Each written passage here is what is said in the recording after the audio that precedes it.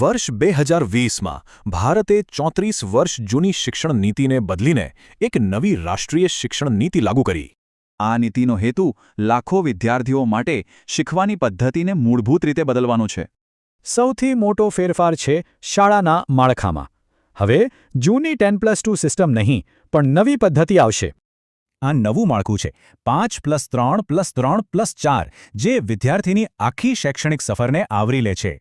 પહેલીવાર બાળપણના શિક્ષણને ઔપચારિક રીતે જોડવામાં આવ્યું છે, જે મજબૂત પાયો નાખશે. આનો મુખ્ય ધ્યેય છે FLN, એટલે કે દરેક બાળકને પાયાનું જ્ઞાન આપવું. અહીંથી જ વિદ્યાર્થીના ભણતરમાં કેટલાક સૌથી રસપ્રદ ફેરફારોની શરૂઆત થાય છે. તો સવાલ એ છે કે આ નીતિ વિદ્યાર્થીઓને ટેકનોલોજીના ભવિષ્ય માટે કેવી રીતે તૈયાર કરશે? જવાબ કદાચ થોડો આશ્ચર્યજનક છે. કોડિંગ અને પ્રેક્ટિકલ સ્કિલ્સની શરૂઆત ધોરણ 6 થી જ થઈ જશે. શાળાના છેલ્લા 4 વર્ષોમાં વિષયો વચ્ચેની જે દિવાલો હતી તેને તોડી નાખવામાં આવી છે. હવે વિદ્યાર્થીઓ પોતાની મરજી મુજબ વિષયો મિક્સમેચ કરી શકશે અને પોતાની રુચિ પ્રમાણે આગળ વધી શકશે.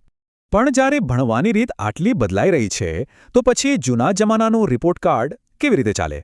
એટલે જ હવે આવશે 360 ડિગ્રી રિપોર્ટ કાર્ડ, જેમાં શિક્ષકો, મિત્રો અને વિદ્યાર્થી પોતે પણ માર્ક્સ આપશે. આ સમગ્ર પ્રક્રિયાને યોગ્ય દિશા આપવા માટે પરખ નામની એક નવી રાષ્ટ્રીય સંસ્થા બનાવવામાં આવશે. આ ફેરફારો ફક્ત શાળા પૂરતા જ નથી, કોલેજ અને યુનિવર્સિટીના શિક્ષણમાં પણ મોટા બદલાવ આવ્યા છે. હવે મલ્ટિપલ એન્ટ્રી એક્ઝિટ સિસ્ટમ હશે, એટલે કે કોર્સ અધવચ્ચે છોડવા પર પણ સર્ટિફિકેટ મળશે. આ બધું શક્ય બનશે એકેડેમિક બેંક ઓફ ક્રેડિટથી, જ્યાં તમારી ક્રેડિટ્સ પૈસાની જેમ જમા થશે. પણ આ બધા ફેરફારો પાછળનો મુખ્ય હેતુ શું છે, ખાસ કરીને ઉચ્ચ શિક્ષણ માટે?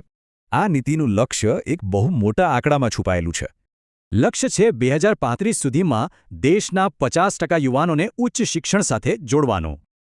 આમ નવી શિક્ષણ નીતિનો રોડમેપ તો તૈયાર છે, પણ સવાલ એ છે કે શું તે શિક્ષણનું ભવિષ્ય બદલી શકશે?